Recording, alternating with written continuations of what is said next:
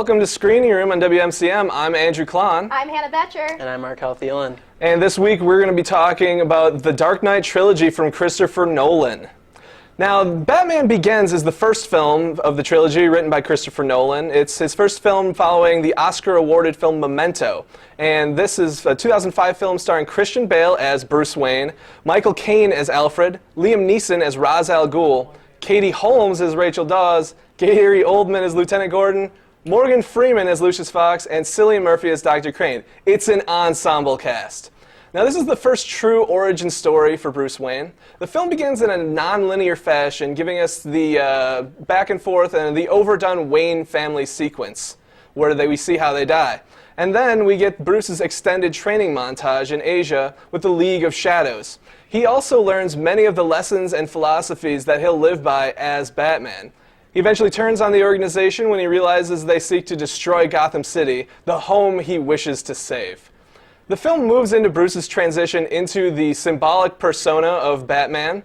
With some help from company colleague Lucius Fox, starring by Morgan Freeman, we get to see fantastic and new takes on the iconic Batmobile, the utility belt, and the Batcave. Eventually, of course, the plot has to get involved, and Bruce's past with the League of Shadows, along with Gotham's own corruption, intersect in the typical evil plan that Batman must foil. Let's take a look at the trailer for Christopher Nolan's 2005 film, Batman Begins.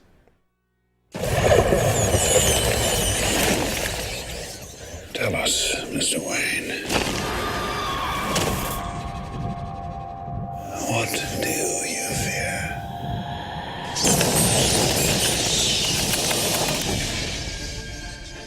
How do you know my name? The world is too small for someone like Bruce Wayne to disappear.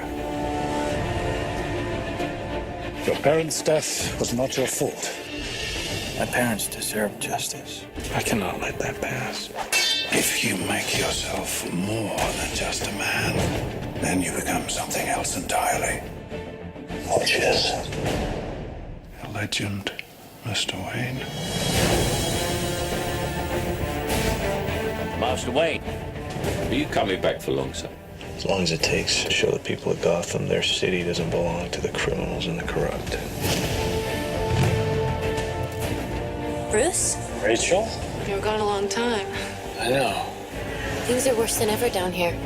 What chance does Gotham have when the good people do nothing? Nomec survival suit for advanced infantry. Kevlar utility harness, gas-powered magnetic grapple gun. What's that? Another tumbler? Oh, you wouldn't be interested in that. I spent a lot of time being scared for you. When I heard you were back, but the man I loved, the man who vanished, never came back. He's here. Who? The Batman. Gotham must be destroyed. Gotham isn't beyond saving. Just hold on.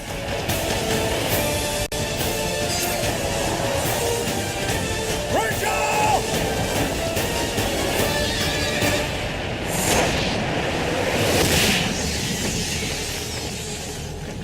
Guy dresses up like a bat. Clearly. So I really enjoyed this film, and I think The Batman Begins is a very underrated installment of the trilogy, definitely overshadowed by the next two films. But I think what Christopher Nolan does really well in this film is give us a true origin story that's mostly pretty simple. It makes up for a lot of the sins of the terrible 90s Batman films that I hated. I think he does a really good job with that, and I think that he definitely gets to a lot of good things with the run up to how Bruce Wayne became Batman and not necessarily just this evil plot that he has to foil. What did you guys think of the film itself? Well, I agree that it's an amazing origin story. It does a really great job of, like you said, simply setting up Batman. But even though it's so simple, it's just so epic. It's so good. It's so cool. And, you know, you do say that the story of his parents' death is kind of overdone. But I think it even does that pretty well. I mean, everybody knows the story. Like, they were shot, and it's really sad, and now he's Batman orphan. Well, and I think that it's overdone for us now in 2016, but this was probably the first time that it had been done, so it's probably just me having a problem with time. I think, yeah, time. I mean, it was released like a really long time ago. But I don't know. Maybe I'm a cob, but I think their death story is kind of cool. Yeah, I agree that I also really enjoyed the simplicity of it. It was really easy to follow, I would say, compared to maybe some of the other movies that were coming out at that time, or even other Batman movies. People may be confused with the mass amount of villains, I guess, but this one kept it pretty simple. Ra's al Ghul was super cool in this movie. Yeah. Great villain. I agree, and I think that's something we're seeing maybe with a lot of films nowadays, is that the villain isn't necessarily awesome, or it's way too overplayed or something like that, where with the Scarecrow, it was pretty simple, and it seemed to be pretty faithful to the comics as well, which I think a lot of people liked you just coming out with a really good villain character instead of like some fan service or like Dr. Freeze from the 90s films, which was just awful Arnold Schwarzenegger. I don't think I can deal with that again. You're bashing on these 90s Batmans, but they're my childhood, okay? Sorry. You get Dr. Freeze with Arnold Schwarzenegger. Cheesy, I will give you, it's so cheesy, but like, it's near and dear to my heart. So do you like Batman Begins more than these films? Oh, God. Okay. Oh, God. Just Yes. sure. No, I'm not insane. Okay. I do have some taste. Yeah. God, yes. But, yeah. No, I definitely think it's definitely really good, and it does a really good job of introducing all these important characters that we see later in films. You get something from Liam Neeson for a character who we didn't really know anything about until Taken. He had this time where he wasn't really an important character, but we get him as Ra's al Ghul. We get Michael Caine coming back. We get a lot of interesting side characters that were, now that we have the whole trilogy, they're like standards, people we really, really recognize. And Christian Bale as Batman. I mean, I think a lot of people underestimated him, if I remember correctly, coming into it. But he really proved himself in this film as to be not only like the butt-kicking, super cool Batman that we know, but also a character with a lot of depth. Yeah. So for now, I think we're going to take a look at those perfect pets.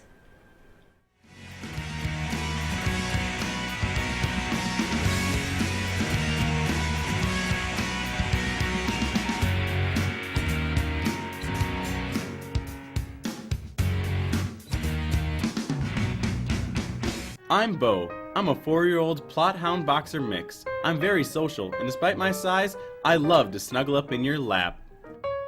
Hi, I'm Holden. I'm a 6-year-old brown tiger. I'm very smart and playful, and I can't wait to leap into your heart. Hi, I'm Lola. I'm an 11-year-old pug. I'm sweet and well-mannered. I would love a quiet place to call home. Well, hey guys, I'm Petey. I'm a 10-month-old pit bull bulldog mix, and I'm super sweet and energetic and need lots of exercise. To find out more about adoption for these pets or others, contact the Cooley Region Humane Society at 781-4014. Set within a year after the events of Batman Begins, Batman, Lieutenant James Gordon, and new District Attorney Harvey Dent successfully begin to round up the criminals that plague Gotham, until a mysterious and sadistic criminal mastermind known only as the Joker appears in Gotham, creating a wave of chaos. Batman's struggle against the Joker becomes deeply personal, forcing him to confront everything he believes in the face of a man who just wants to watch the world burn. All the while, a tragic love triangle unravels between Bruce Wayne, Harvey Dent, and Rachel Dawes. The question throughout the movie becomes, will the Joker force Batman to break his one rule? Will good always defeat evil, or is survival more important? These are the soul-searching questions that make The Dark Knight such a captivating movie that will stand the test of time. Let's take a look at the trailer.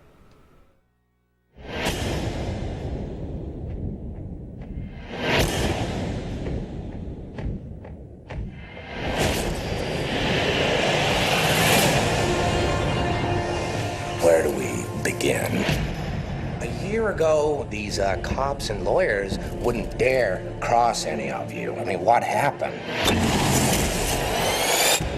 So what are you proposing? It's simple.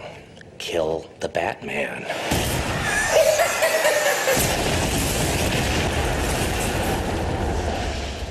Here's my card. Bruce, this is Harvey Dent. Rachel's told me everything about you. I certainly hope not. You once told me that we'd be together. Did you mean it? Bruce, Don't make me your only hope for normal life. You're Alfred, right? That's right, sir. Any psychotic ex-boyfriends I should be aware of? Oh, you have no idea. Good evening, ladies and gentlemen. We're tonight's entertainment. Well, hello, beautiful. You look nervous. I've seen now what it would have to become to stop men like him. The night is darkest just before the dawn. I promise you, the dawn is coming. And here we go.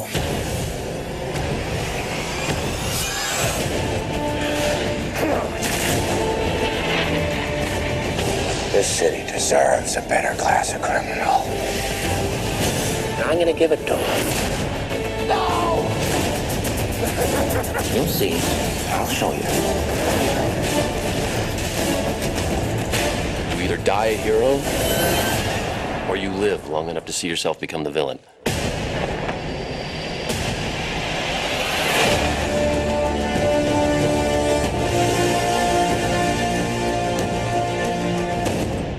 Will you be wanting the back Boettcher? Middle of the day, Alfred? Not very subtle. The Lamborghini, then. Much more subtle.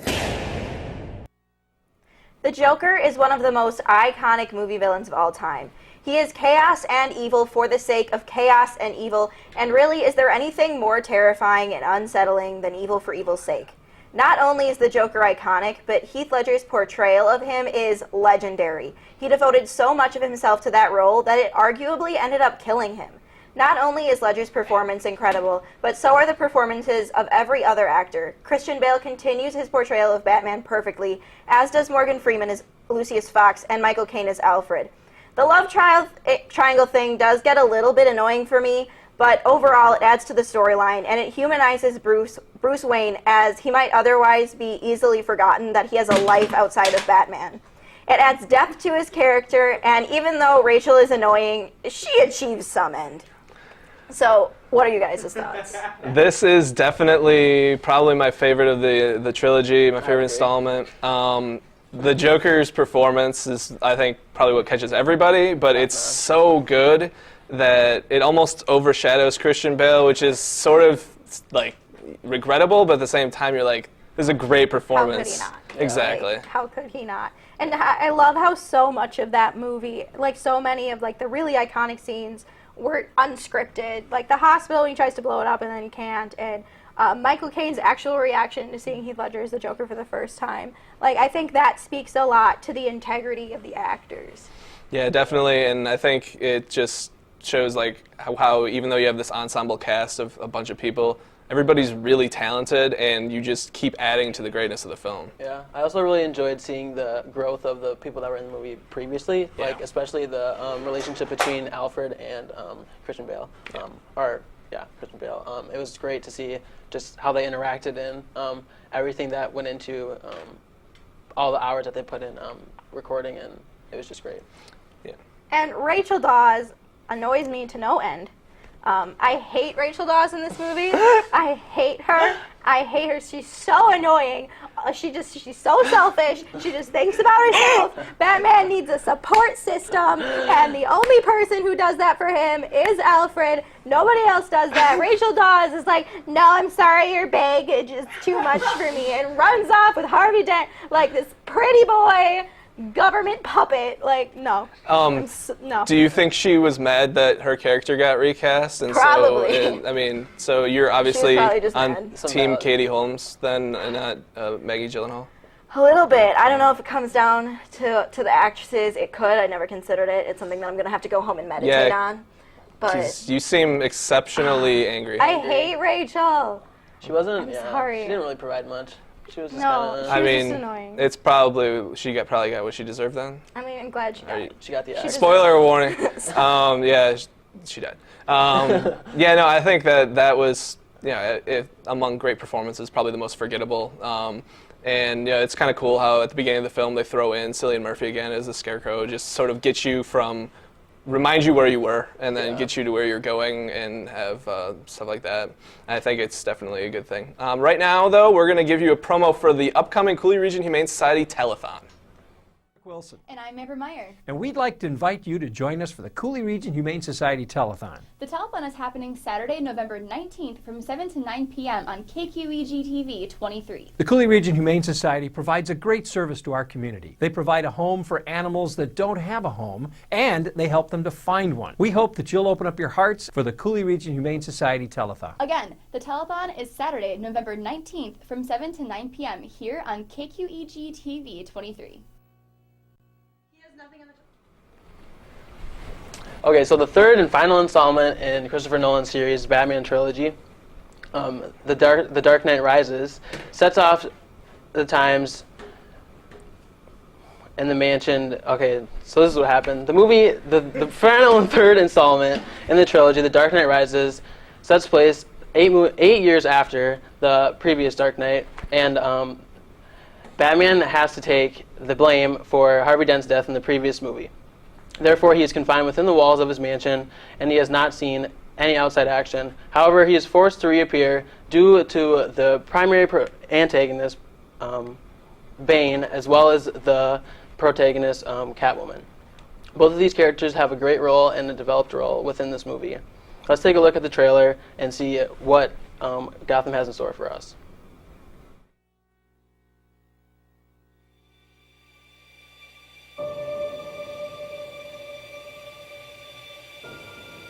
There's a storm coming.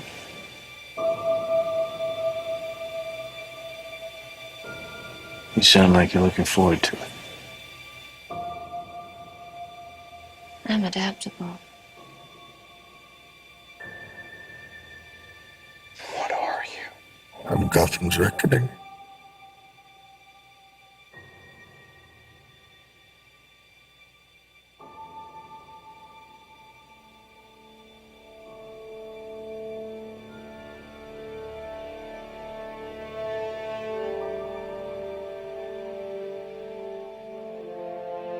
Did they kill him? I'm not sure. Why didn't you just kill me? Your punishment must be more severe. Do you think he's coming back? I don't know. Why would you run, Bane? You should be as afraid of him as I am. I won't bury you. I've buried enough members of the Wayne family.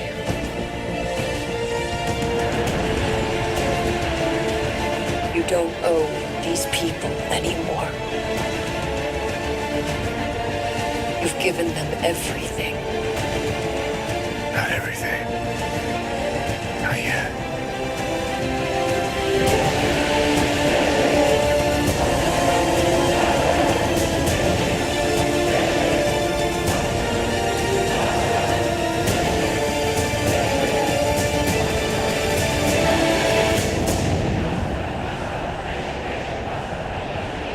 My mother warned me about getting into cars with strange men. This isn't a car.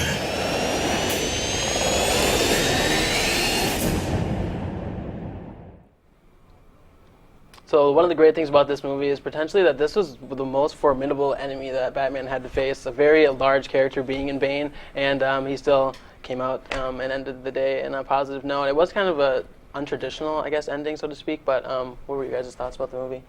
I remember seeing it in theaters with my friends in high school and just being captivated the whole time, like grabbing onto the arms of the people next to me and being like, what is happening? Anne Hathaway's Catwoman, I'm dead. I love it. Okay, I didn't know which way that was going. No, I love it. Okay. Yeah, I thought it was I love great. it. She did a good job. Yeah, I definitely really like this film too. I thought it was did a pretty good job of just closing it out and really ending on a pretty good note. Sort of tied up everything at the end, and the only thing I was kind of disappointed by is that Bane and him, their final showdown, I don't know, there's just something left to be desired there. Especially, I mean, Bane just breaks his back in the middle of the film, and then Batman comes back and is suddenly stronger, and he just he's Yeah. like, I can punch your mask off now. Yeah. And I was like, well, Like, I mean, it works. I mean, that's what it was going to always be, but that was the only thing that's sort of disappointing to me. But like you said, Catwoman, terrific. Definitely a new side of Anne Hathaway, like a character or like a role that she hadn't played before, which was, refreshing to me. Bringing everybody back, although they kind of dropped Michael Caine's Alfred like halfway through the film when he bails. he was kind of like, And you're just like, well, wait, come back. Alfred. Alfred, So where you go? that wasn't particularly awesome, but hey, Batman had to go through a lot to get where he was and to win, so that was good. There was a lot of, you were on the edge of your seat a lot. But what kind of disappointed me is that you have this introduction of like a Robin character, and you expected them to like continue that with like another film or like something like that. It never happened. And I wish that we could see some of that, because they did a lot to kind of progress that character and like give that storyline a good base, and then they just were like, oh, never mind. Yeah, it's kind of like they hyped it up and they just dropped it all together.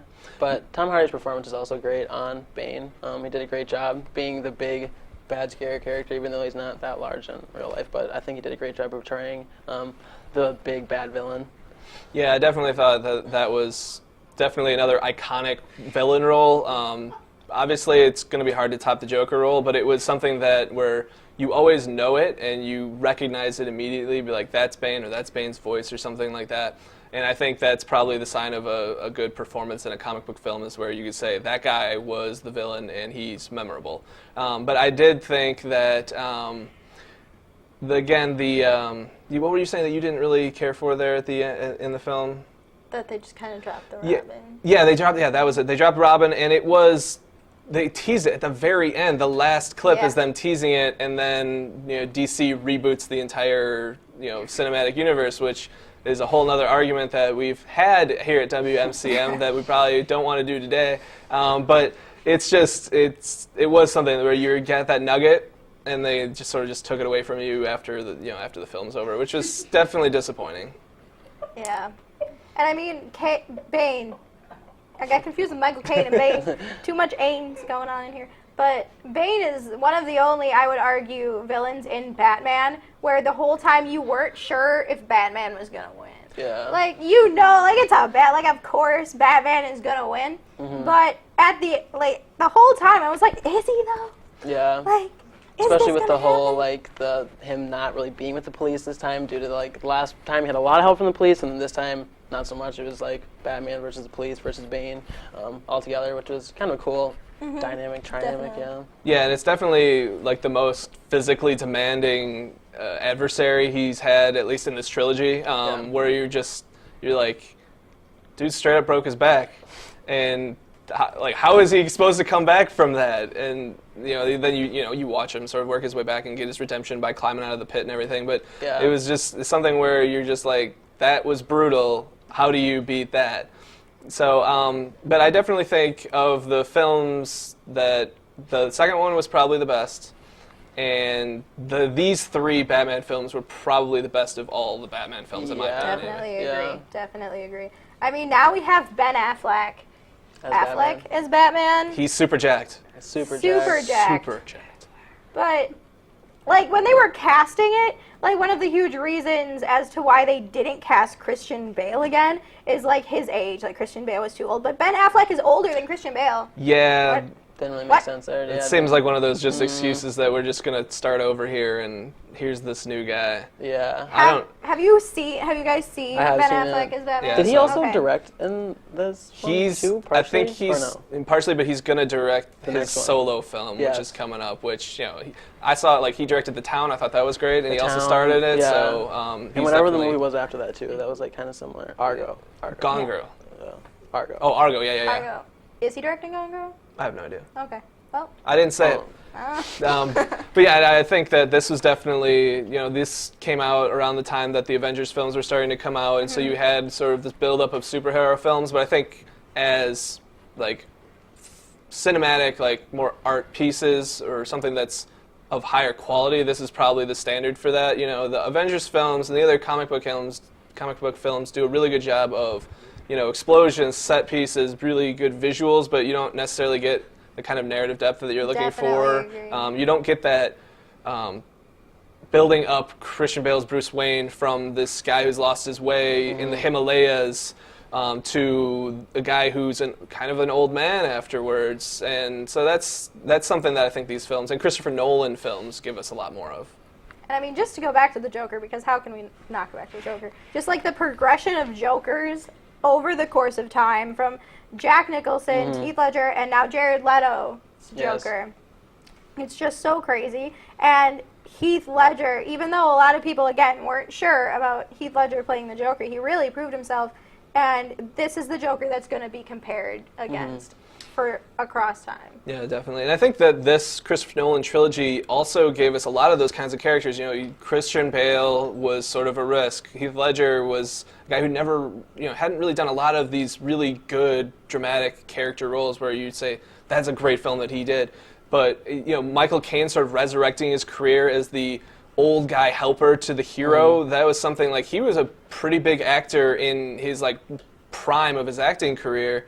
And he's reinvented himself this way, and then like we said, the Anne Hathaway thing, this is something we never really seen her do before, and I thought that was definitely Christopher Nolan's abilities as a director really helps that. Yeah, you can argue even Bane was kind of a toss-up character, and no one really knew how Tom Hardy was going to perform. They knew that everyone enjoyed him as an actor, but as far as the suit or as playing Bane, people were kind of up in the air about it. Right, and I think that since you said 2012 Dark Knight Rises. Since then, Tom Hardy's kind of exploded as the guy that's done amazing roles, and I think that we've definitely seen a lot of that from these guys. So moving on from the films that we talked about today to films that are in theaters right now, we have The Accountant starring Ben Affleck.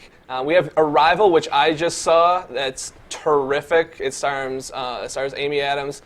She's fantastic in it. Really hit some really great emotional points for me. Doctor Strange, which is the new Marvel film, which again I thought was amazing. Another really great origin story.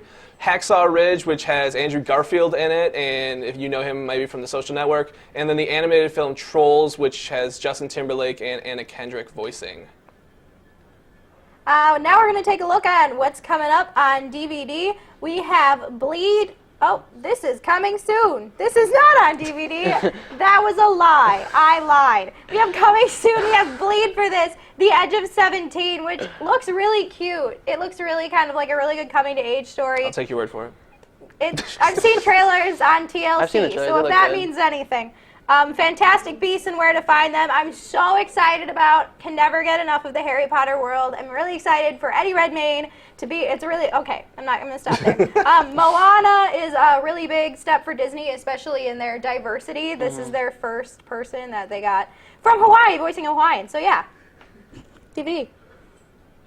And new on DVD, we have Bad Moms. Bad Moms is one of those movies that I got really good reviews, actually, and is a great comedy. Finding Dory, everyone knows and loves the predecessor to this, Finding Nemo.